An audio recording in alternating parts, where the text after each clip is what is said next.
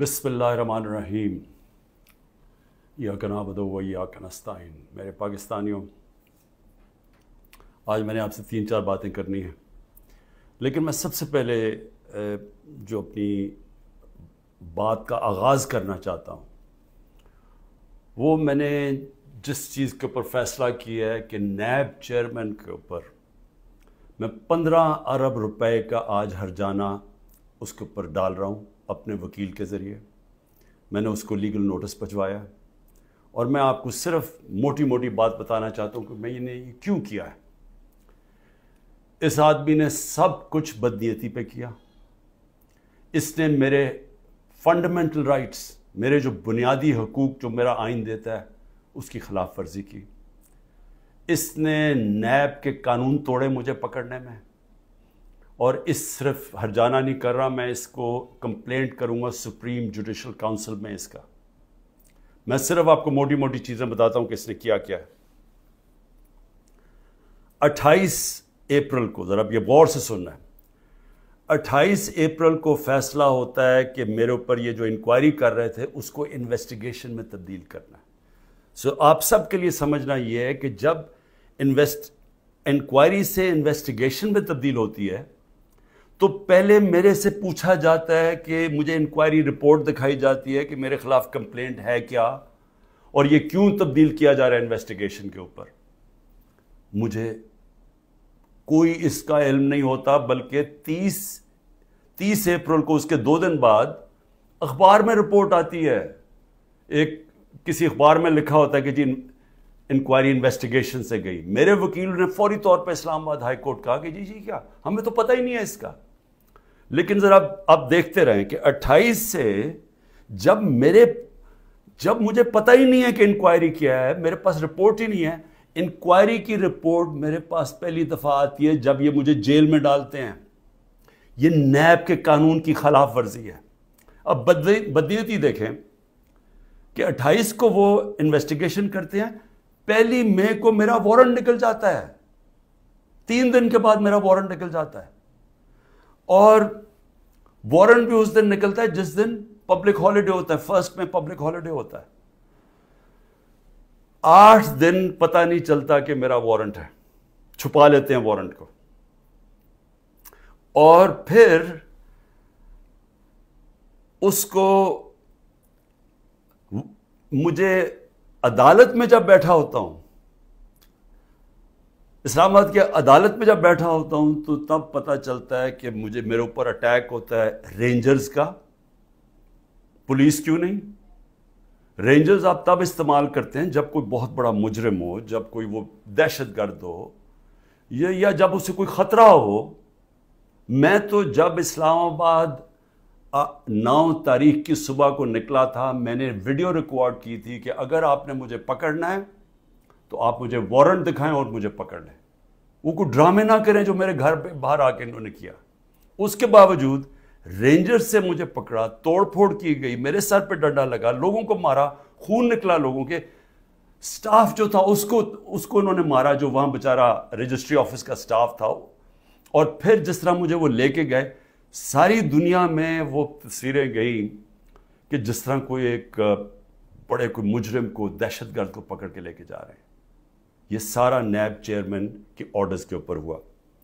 अब ये देखें, सेक्शन 24, जब आप अरेस्ट वारंट करते हैं नैब में, तो ये 4 चीज़ें होनी चाहिए आपको अरेस्ट करने से पहले कि ये 4 वजूहात होनी चाहिए जिसकी वजह से वो आपको अरेस्ट करते हैं। नंबर 1 कि बार बार मुझे नोटिस गए और मैं उसका जवाब ना दूं। मुझे नोटिस ही नहीं किसी ने भेजा, तो मैं जवाब क्या देता? तो पहला गलत। दूसरा कि मैं मफरूर हूं, कि मैं भागा हुआ हूं।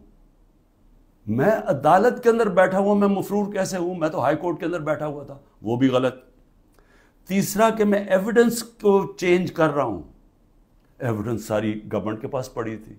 अलकादर की सारी एविडेंस, या वो एनसीए वाली, वो सारी उनके कैबिनेट पे पड़ी थी, और या इन्होंने सारी अलकादर की सारी चीज़ें मंगवा ली थी, वो इनके पास पड़ी थी। तो मैंने टेम्पर कैसे करना था?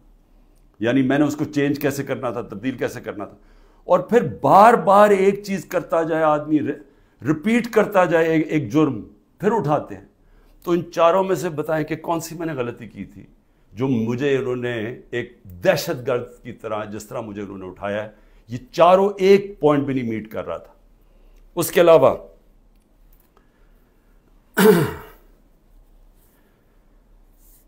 جس طرح انہوں نے مجھے اٹھایا، میں اس لیے ہرجانہ کر رہا ہوں کہ انہوں نے ساری دنیا میں خبر گئی کہ عمران خان کو کرپشن کیس پہ اٹھا لیا۔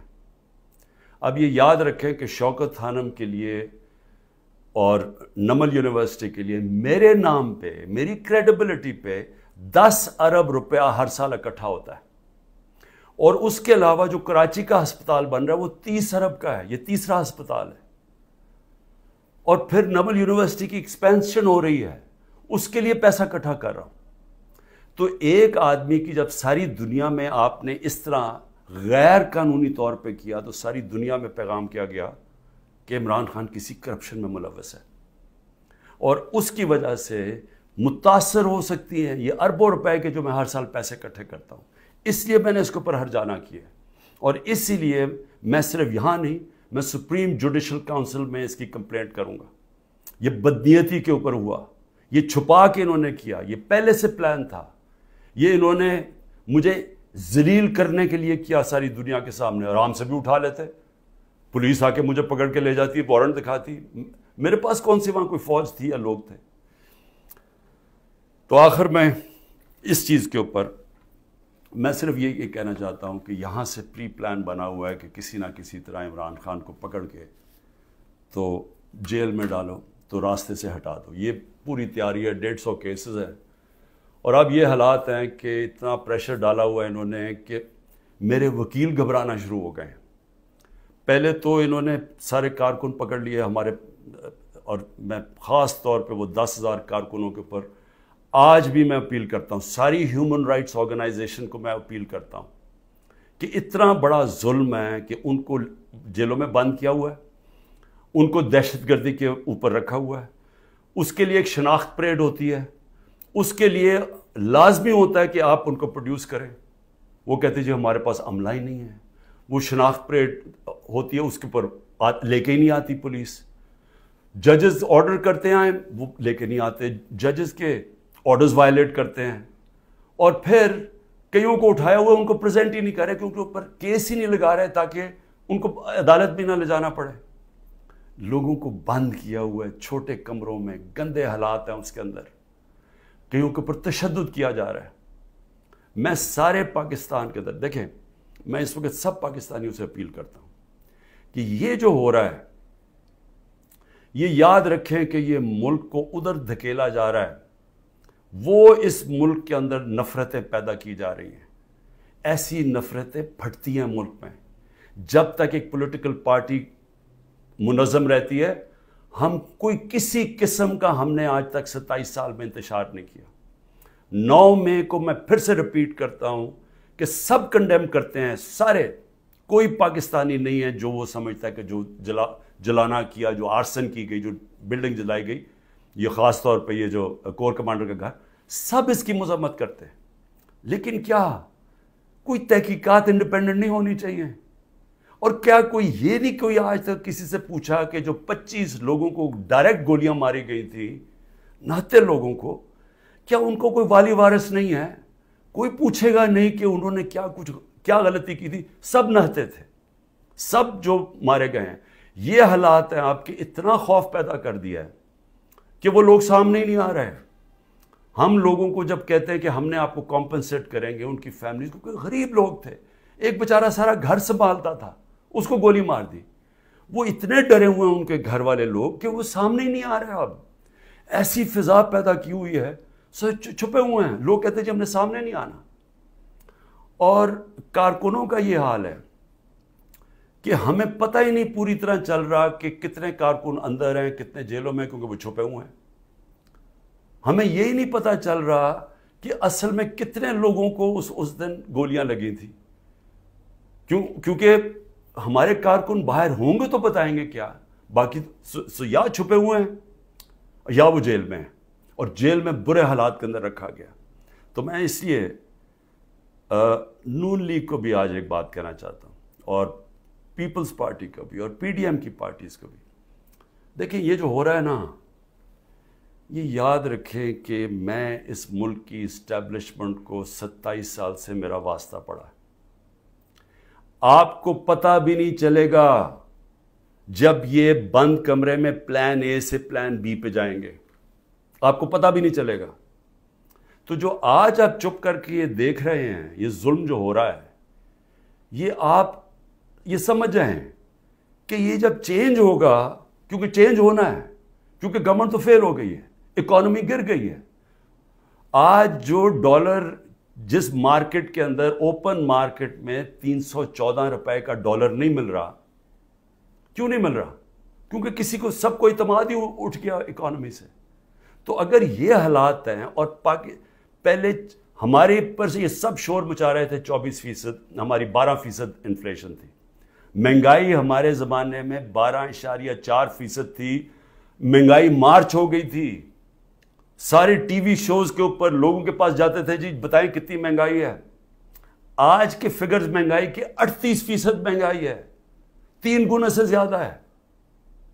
اور آج جو حالات ہیں لوگوں کے، نہ مہنگائی کنٹرول ہو رہی ہے، فیکٹریاں بند ہو رہی ہیں، بے روزگاری بڑھ رہی ہے. آگے انٹرنیشنل میڈیا کے لوگ، جو فائنانس کے لوگ ہیں، وہ سمجھ رہے ہیں کہ ڈیفالٹ کرنے جا رہا ہے پاکستان. ان حالات کے اندر یہ اگر آپ سمجھتے ہیں پی ڈی ایم والوں کہ آپ بڑی دیر بیٹھے رہیں گے یہاں، میں آپ کو یقین دلاتا ہوں کہ جب پلان بی بنے گا، ہو سکتا ہے آپ ادھر پھنس جائیں. جو آج ہمارے سے ہو رہا ہے ہو سکتا ہے آپ سے بھی یہ ہو. اور یہ مجھے یہ کہنا کہ جی ہمارے زمانے میں یہ ہوا تھا، اس سے بڑا جھوٹ کوئی بول نہیں سکتا. مجھے یہ بتائیں کہ ہمارے زمانے میں کب یہ ہوا تھا؟ کتنے لوگوں کو تشدد کیا گیا جیل میں؟ کتنے گھر توڑ کے اندر گھس کے عورتوں کے سامنے اٹھا کے لے گئے؟ اگر وہ آدمی نہیں ملا تو ان کے رشتہ دار اٹھا کے لے گئے. کتنے گھروں میں ایسے ہوا تھا؟ مجھے یہ آج تک بتائیں کہ ہم نے کتنے دہشت گردی کے کیسز کیے تھے. مریم نواز نے جا کے جب پتھراؤ کروایا تھا نیب کے اوپر، کتنے دہشت گردی کے کیسز ہوئے تھے. کس کے اوپر اس طرح کے 150 کیسز کیے گئے جو میرے پہ 4 کیسز میرے اوپر کیے گئے ہیں، کرمنل کیسز، جب میں نظر بند تھا 4 دن وہاں نیب جیل میں. تو جس طرح کی یہ آپ حرکتیں کر رہے ہیں اور یہ ہونے دے رہے ہیں حرکتیں، اور یہ کہہ کہ جی ہمارے زمانے میں یہ ہوتا تھا، یہ سمجھ جائیں کہ یہ بڑی جلدی چینج ہو سکتا ہے. یہ ابھی آپ بڑے خوش ہیں کہ جی تحریک انصاف، اس لیے نہیں کہ ہم نے آپ سے کوئی ظلم کیا تھا. میں پھر سے ریپیٹ کرتا ہوں، 95% کرپشن کے کیسز اب پہلے آپ کے زمانے میں بنے ہوئے تھے. اسحاق ڈار آپ کے زمانے میں بھاگا، نواز شریف کے بیٹے آپ کے زمانے میں بھاگے. یہ جو کیسز بنائے ہوئے تھے یہ سارے آپ کے زمانے میں ہوئے ہیں. صرف پھر سے شہباز شریف کے جو 16 ارب کا ایف آئی کا کیس تھا اور جو نیب کا کیس تھا، وہ ہمارے زمانے میں بنا 8 ارب کا. اور وہ میں آج بھی کہتا ہوں کہ اس سے کلیئر کٹ کیس ہے ہی کوئی نہیں. زمین کے قبضے جو چھڑوائے تھے وہ سارا لینڈ ریکارڈز کے دیکھ کے چھڑوائے تھے. ایک مجھے ادارہ، نہ پولیس آفیسر، کوئی آئی جی، کوئی مجھے آج ایف آئی اے کا آدمی مجھے ایک کہہ دے کہ میں نے کسی کے اوپر کہا کہ انتقامی کارروائی کرو، ایک مجھے بتا دے. کوئی مجھے بتائے جتنی ہم نے بھرتیاں کی ہیں وہ ساری میرٹ کے اوپر کی تھی. کتنے عمران خان کے رشتہ داروں کو امپورٹنٹ جگہوں پہ بیٹھے تھے. اور پھر میڈیا، ذرا میں میڈیا کے اوپر آ جاؤں، کیونکہ میڈیا میں ہمیں بڑی مار پڑی تھی سارا وقت. وہ گورنمنٹ، جس گورنمنٹ نے اس ملک کے اندر کرونا، دنیا مانتی تھی کہ کرونا کا سب سے زیادہ ڈیل اس کو سنبھالا، دنیا مانتی تھی. ہندوستان میں حالات دیکھ لیتے، ارد گرد ایران میں حالات دیکھتے جو ہمارے 2 نیبرز تھے، اور پاکستان میں حالات دیکھتے. اپنے ملک کو جس طرح ہم نے نکالا ہے اور بڑی رسک لے کے، تو میں آج یہ سوال پوچھتا ہوں کہ ہمارے طرف اخبار اٹھا کے دیکھ لیں، جو ہماری مٹی پلیت کی گئی ہے میڈیا میں. اور ایک کیس ڈال دیجیے رانا ثناء اللہ کے اوپر، وہ ڈرگز کا کیس تھا. رانا ثناء اللہ کا اے این ایف نے کیس کیا تھا، جن کے اوپر ایک میجر جنرل صاحب بیٹھے ہوئے تھے. اور ہم نے کیبنٹ میں جب رانا ثناء اللہ کا کیس آیا، کیبنٹ میں پریزنٹیشن مانگی اس سے کہ کہیں غلط کیس تو نہیں کر دیا. اور انہوں نے ایک فریم بائی فریم بتایا کہ یہ کیسے یہ رانا ثناء اللہ پکڑا گیا تھا منشیات میں نے تو کسی کو نہیں کہا، نہ میری کیبنٹ نے کسی کو کہا. تو اس لیے یہ کہنا کہ آپ کے زمانے میں بھی کچھ تھا، ہمارے زمانے میں کچھ نہیں تھا. اور میں آج آپ کو آگے بھی بتا دوں کہ الیکشن جب ہوں گے، یہ میری آج پیشن گوئی مان لیں، جو مرضی کر لیں آپ، جتنا تحریک انصاف نے انشاءاللہ. تو جب ہم آئیں گے، میں آج آپ کو انشاءاللہ ہم جب آئیں گے، میں آپ کو ابھی بھی یہ کہتا ہوں، میرے سے جو کیا ہے میں تو ان کو معاف کر دوں گا. مجھے قتل کرنے کی جنہوں نے کوشش کی میں معاف کر دوں گا، کیونکہ میں جو امتی ہوں وہ نبی صلی اللہ علیہ وسلم کا ہوں، اور انہوں نے اپنی ذات کے اوپر ہمیشہ معاف کر دیتے تھے. تو میری ذات کے اوپر جو بھی چیزیں میں معاف کر دوں گا. جو میرے گھر میں ہوا، میری بیوی اکیلی گھر میں، جس طرح گھر میرا توڑا گیا باہر سے، جس طرح اٹھا کے لے گئے، مارا لوگوں کو میرے گھر میں آ کے، میرے گھر کے اوپر جو حملے کیے گئے، جب میں تو معاف کر دوں گا. لیکن مجھے بتائیں کہ جن لوگوں کے اوپر اس وقت تشدد ہوا ہے اور ہو رہا ہے، وہ جب نکلیں گے، یا جو اعظم سواتی سے ہوا، یا جو شہباز گل سے ہوا، تو کیا وہ معاف کریں گے؟ کیا یہ جو عمران ریاض کو اٹھایا، یا جو ارشد شریف، یہ جس طرح اس کی کیا فیملی معاف کرے گی؟ کیا یہ جو ورکرز جب نکلیں گے جن کو جانوروں کی طرح رکھا گیا ہے، کیا ان کو پتہ ہے کون کون سے؟ اور پولیس والوں نے زیادہ تر اچھا برتاؤ، ان کی بری رپورٹس نہیں ہیں، نامعلوم افراد نے زیادہ ظلم کیا، لیکن کئی گلو بٹ جو انہوں نے شامل کیے، کیا ان کو معاف کر دیں گے؟ جنہوں نے 25 مئی کو کیا، ہم نے چپ کر کے بیٹھ گئے، ہم نے کسی کو سزا ہی نہیں دی جب 25 مئی کو انہوں نے ظلم کیا تھا. تو کیا اب ہم معاف کر دیں گے؟ یہ جو ورکر جب نکلیں گے وہ ڈیمانڈ نہیں کریں گے کہ جن سے ظلم کیا گیا؟ تو اتنے انتہا پہ جو آپ لے کے جا رہے ہیں، یہ یاد رکھیں کہ کہیں پلان بی بن گیا تو آپ اسی جگہ پہ پھنس جائیں گے. اور میری میڈیا سے میں پھر میڈیا سے پوچھتا ہوں کہ اب تو انہوں نے مکمل طور پہ عمران خان کا نام ہی اب نہیں لے سکتے اب ٹی وی چینلز پہ، یہ اب نئی چیز ہے. اگر عمران خان کا ٹی وی چینلز پہ نام نہیں لے سکتے تو اب میں سوچ رہا ہوں کہ ٹی وی چینلز پہ گفتگو کیا ہوگی شام کو. میں اور بھی سوچ رہا ہوں کہ اس کا مطلب مریم نواز کی تو اب تقریریں دکھائی نہیں سکیں گے، کیونکہ اس کی تقریر ہی ختم ہو جائے گی اگر اس میں عمران خان کا نام نہ ہوا. یعنی اس طرح سے کیا ملک میں کیا لوگ اتنے بیوقوف ہیں کہ اگر آپ یہ نہیں کریں گے تو اس سے وہ بھول جائیں گے لوگ P T I Imran Khan کو.